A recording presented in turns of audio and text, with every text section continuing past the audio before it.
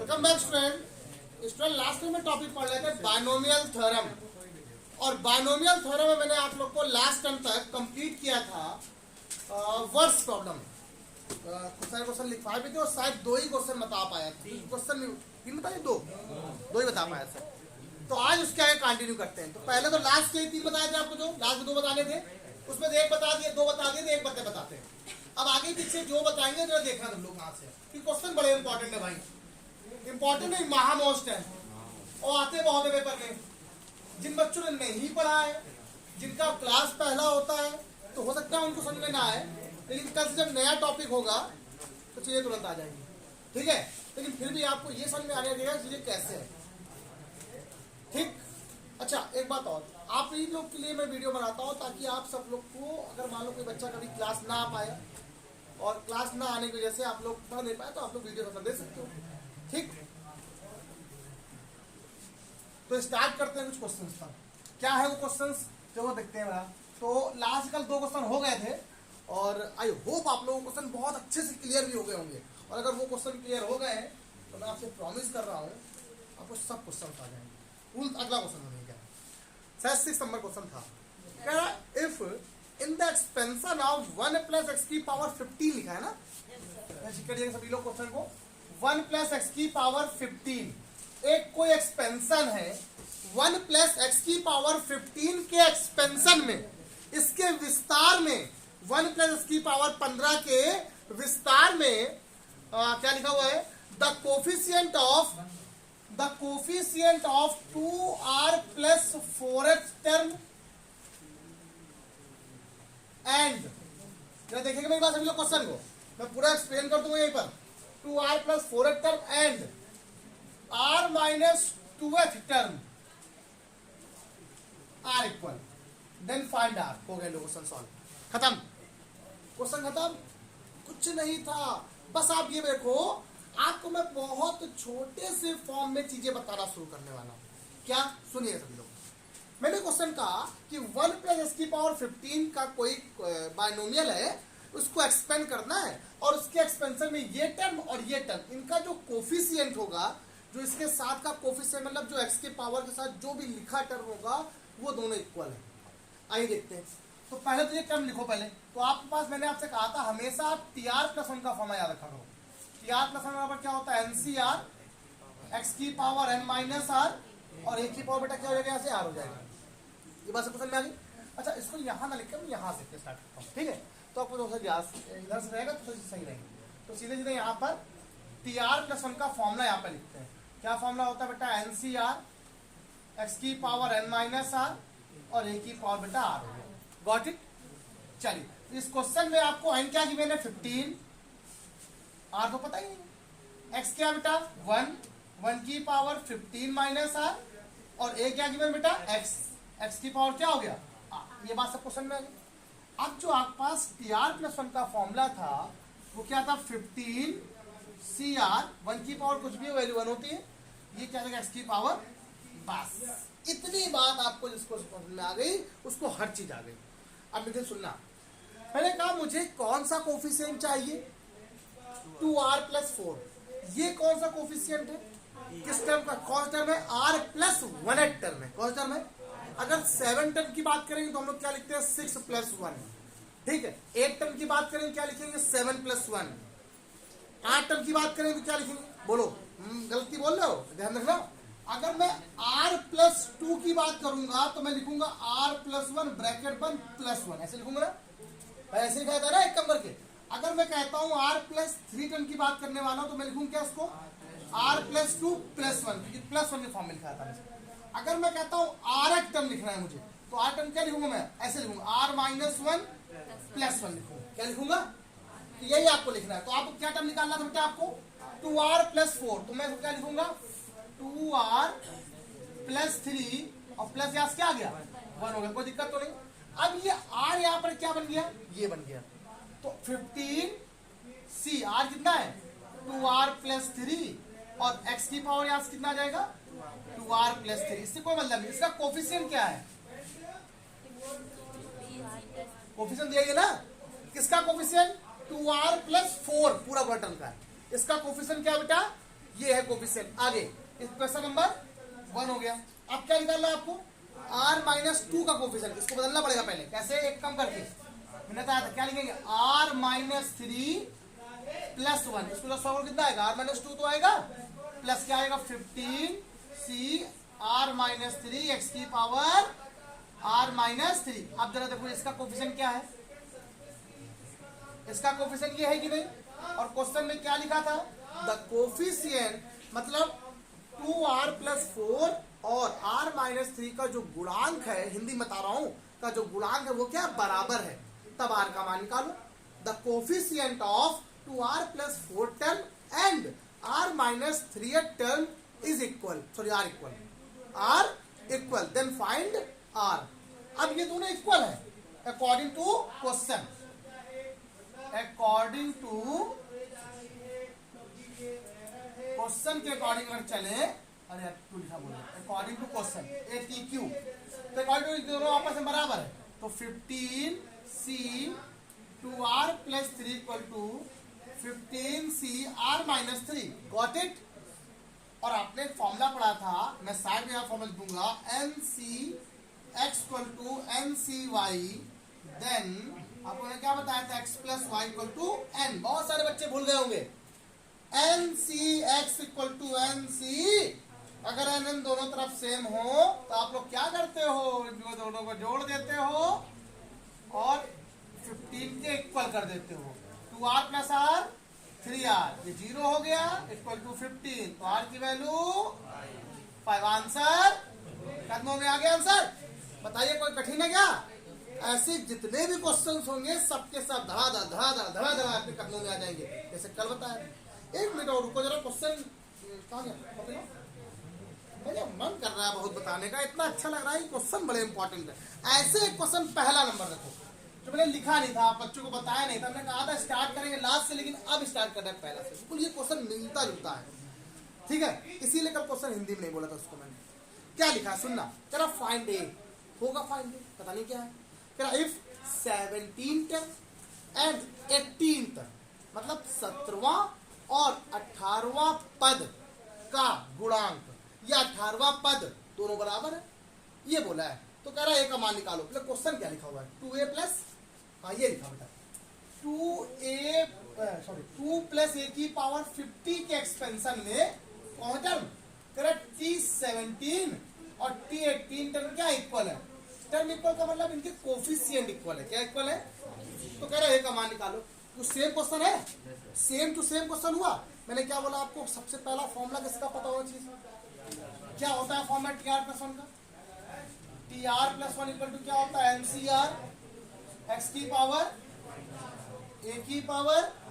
अच्छा अब आप बताइए, यहाँ पर आपको जो TR + 1 लिखा हुआ है किसके अकॉर्डिंग है, n कितना है, यहाँ पर 50 दिया हुआ है, r पता नहीं, ये तो पता है ना, लेकिन रबड़ एक तो पता है, 2 है, क्या है 2 की पावर क्या आ गया 50 माइनस, ये तो बोल कुछ गलत बोल रहे हैं क्या हम लोग, 50 माइनस। अच्छा ए कितना लिखा हुआ है, ए की पावर, इससे कोई मतलब नहीं आपको। अब इसका कोफिशिएंट क्या पूरा यही तो है।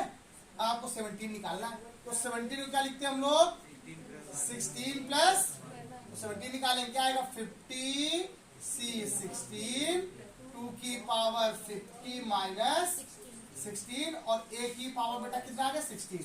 इसका कोफिशिएंट क्या लिखा, पूरा ये जो उसके साथ इंटू लिखा होगा, जो भी a के साथ इंटू में होगा वैसा क्या हो जाएगा, टर्म हो जाएगा, कोई दिक्कत तो नहीं है। अच्छा अब क्या करना है आपको, कौन सा निकालना, 18 क्या लिखेंगे, 17 + 1 क्या आएगा 15c 17, 2 की पावर और a की पावर क्या आ गया। अब इसका कोफिशिएंट क्या लिखा है बेटा, देखो ये लिखा हुआ है, लिखा है कि नहीं लिखा हुआ है, ये दोनों आपस में क्या है, अकॉर्डिंग टू क्वेश्चन। इसको बाय फर्स्ट सेकंड, अब दोनों अकॉर्डिंग कर लेते हैं, बाय वन एंड सेकंड। अब according to question, according to question ATQ, ये दोनों आपस में इक्वल है, तो 50c 16 = 2, सॉरी साथ में 2 का इंटू भी है, 2 की पावर क्या है 50 में 16 कितना बचेगा 34 इक्वल टू आज कितना आया 50। अच्छा एक मिनट, ये दोनों टर्म इक्वल थे, कोफिशिएंट इक्वल नहीं बेटा, यहाँ पे दोनों टर्म इक्वल है। यहाँ पे क्वेश्चन लिखा हुआ है इनके टर्म इक्वल है, are equal, terms are equal, term equal है तब एक मान निकालना है, क्योंकि आपको टर्म निकालना पड़ेगा ना, तब हो गया। टर्म का मतलब पूरा पूरा पद इक्वल है, ये पूरा टर्म इक्वल है। तो 50c16 2 की पावर 34 a की पावर 16 इक्वल टू, यहाँ कितना आएगा 50c17 2 की पावर 33 a की पावर 17। क्वेश्चन में लिखा है, कोफिशिएंट नहीं है टर्म, उस समय सिर्फ टर्म लिखा हुआ था, मैं ध्यान नहीं दिया, यहाँ पर टर्म था जो भी था पावर में, तब वो बोल रहा था कोई बात नहीं, हो गया। यहाँ तो आर का मान बड़ा सारा लेस, अच्छा यहाँ पर टर्म दिया गया, अच्छा हाँ ये भी देखो, यहाँ पर 17 18 टर्म पहले दे दिया उसने, यहाँ पर था ही नहीं। आप बताओ, पहले दोनों कुछ कैंसिल हो रहा है, 2 की पावर 34 से 2 की पावर 33 कैंसिल हो जाएगा, यहाँ बचेगा सिर्फ 2 बचेगा ना, 2 की पावर 16 से 2 की पावर 17 तो बचेगा सिर्फ a, तो क्या बचा देखो ये 50c16 और साथ में क्या है इनटू में 2 इक्वल 50c17, सबको मालूम है ना ये बात, और साथ में क्या बचा इनटू में a निकाला है। एक काम करो, ये 50c16 को निकालना सीखो जरा, कैसे निकालते हैं, मैं यहाँ पर सॉल्व करूंगा इसको, बहुत इजी सा यार। देखो 50 फैक्टोरियल अपॉन 6 फैक्टोरियल 16 फैक्टोरियल, और क्या आएगा 50 माइनस 16 कितना बचेगा 34 का इंटू में 2 लिख दो, ये क्या है 50 फैक्टोरियल अपॉन 17 क्या बचेगा इंटू में ये हो जाएगा। देखो ये इसको खा गया, खाया कि नहीं खाया, सिंपल लगना, तो 1 अपॉन क्या है 16 रहेगा, ये कुछ करना नहीं। 34 क्या लिख देना 34 इंटू 3 33 फैक्टोरियल और इंटू में 2 पर लिख देना यहाँ पर, ये क्या बचेगा 1 अपॉन 17 लिख देना 17 into 16 factorial into 33 factorial into क्या आ जाएगा a आ जाएगा, तो ये इसको खा जाएगा और ये इसको 17 दूनी कितना होता है तो 2 एकम, a का मान कितना आ गया, ये इसका क्या आ गया, बढ़िया था। देखो step by step 1 by 1 line आपको पूरी बताई है और कहीं कुछ नहीं छोड़ा मैंने आपको, कोई दिक्कत तो नहीं, चाहता तो छोड़ देता, आराम से कर लो, सब लोग 1 बाय 1 कर लो, आराम से करो बेटा। क्वेश्चन अगला होता है फिर, हाँ तो बेटा क्वेश्चन और देखिए अगला क्या लिखा हुआ है, क्वेश्चन में बोला अगला वाला यहाँ पर टर्म, बहुत अच्छा क्वेश्चन है, देखो जरा यहाँ पे क्वेश्चन क्या लिखा है, बहुत अच्छा क्वेश्चन है। Find that if the ratio of the fifth term and the beginning to the, अरे वाह, स्टार्टिंग से 5वां पद तथा अंतिम से 5वां पद का रेशियो दिया गया है, किसके एक्सपेंशन में, इसके एक्सपेंशन में। क्या लिखा था देखो एक बार क्वेश्चन दे देखना, √2 की होल पावर, सॉरी ये है 4√2 वाला, इसको बता रहे थे मतलब क्या होता है 1/4 ठीक इज √6:1। मेरी बात सुनिएगा, क्या बोल रहा है, क्या बोला क्या है कि fifth term from ratio of the fifth term the beginning, fifth term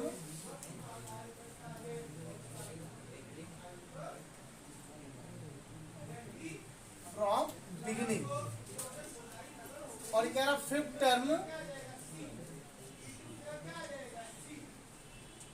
from and, इनका रेशियो दिया √6:1। बहुत अच्छा क्वेश्चन है, पहले समझ लो अच्छे से बेटा। सुनिए, आप लोग क्या बोलते हो, अगर √2 लिखा है तो आप लोग कहते हो 2 की पावर 1/2, ओके ऐसे कहते हो, मतलब 2 के पेयर बनते हैं, क्या बनते हैं 2 के पेयर बनते हैं। अगर मान लो क्या लिखा हुआ √2 लिखा है, ये लिखा है 3, इसको बोलते हैं क्यूब रूट, क्या बोलते हैं सब, इसका मीन होता है 2 की पावर 1/3, ठीक।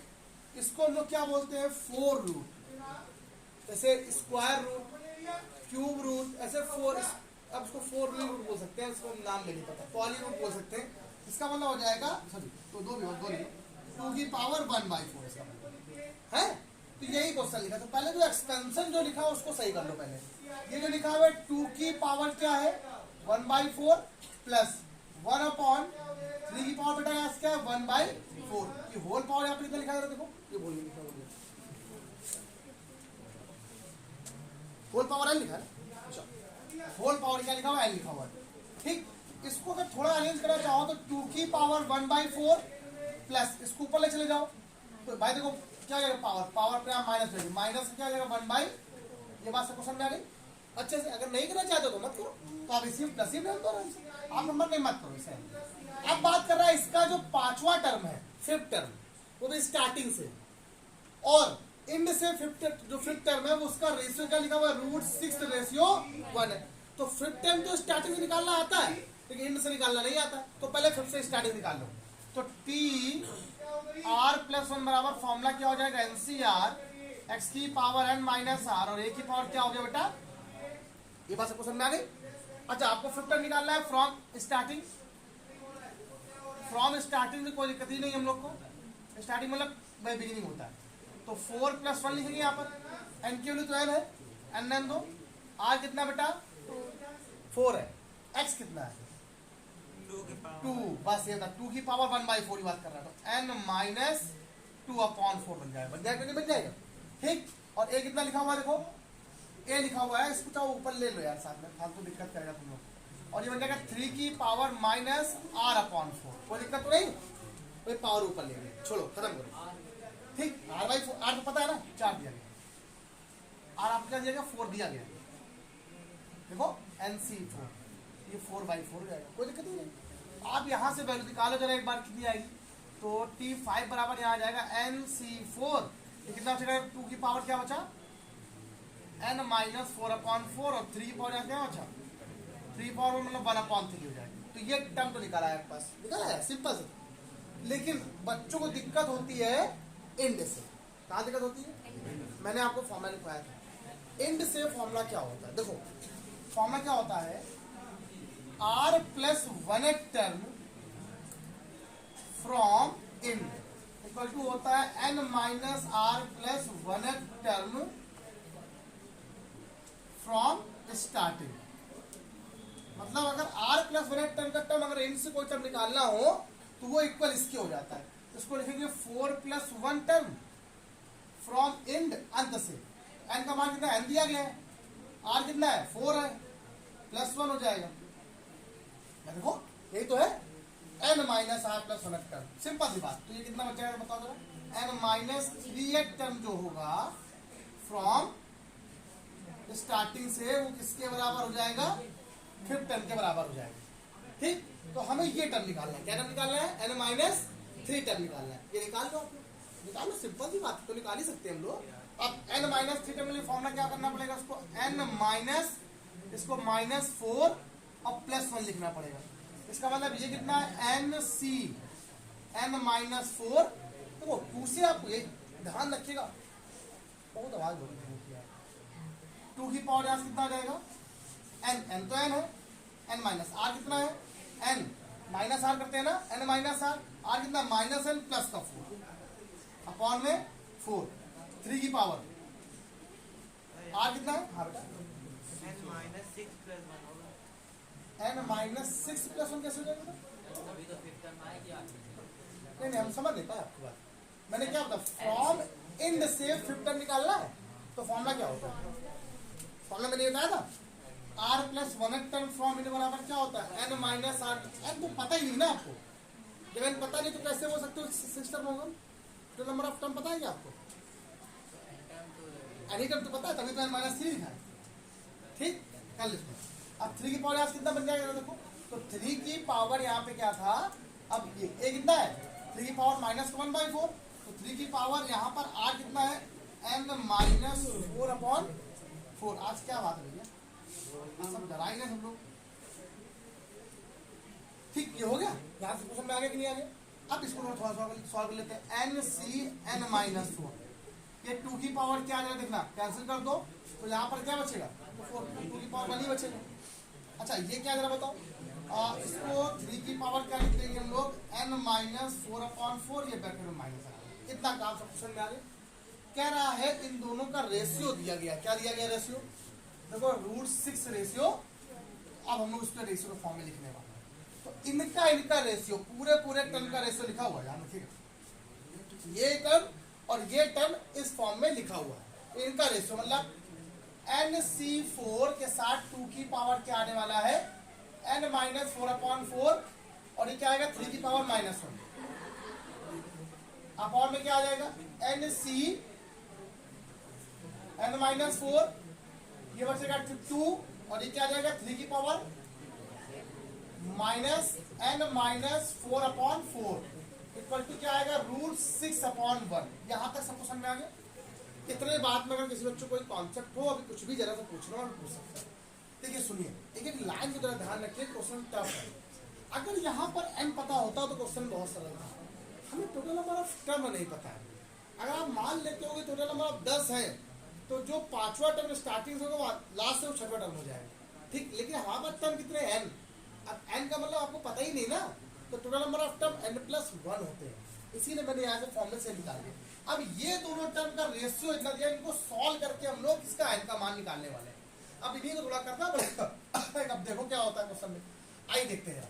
तो ये जो लिखा हुआ है NC4, इसको थोड़ा अरेंज करेंगे हम लोग। अच्छा, ये क्या लिखा है NCn-4, क्या इसको हम लोग लिख सकते हैं NCn-n -n+4 लिख सकते हैं। NCr बराबर NCr-1। अरे NCr बराबर NCn-r फॉर्मूला होता है कि नहीं होता है? तो इससे जरा इसको सॉल्व कर लेते हैं इसी बात से, इस फॉर्मूले से। NC n में घटा दो इसको, माइनस का n प्लस का 4 कैंसिल हो गया, तो NC4 के बराबर हो गई कि नहीं हो गई? तो ये टर्म तो बराबर हो गया, पहले ही कैंसिल हो गया। क्यों?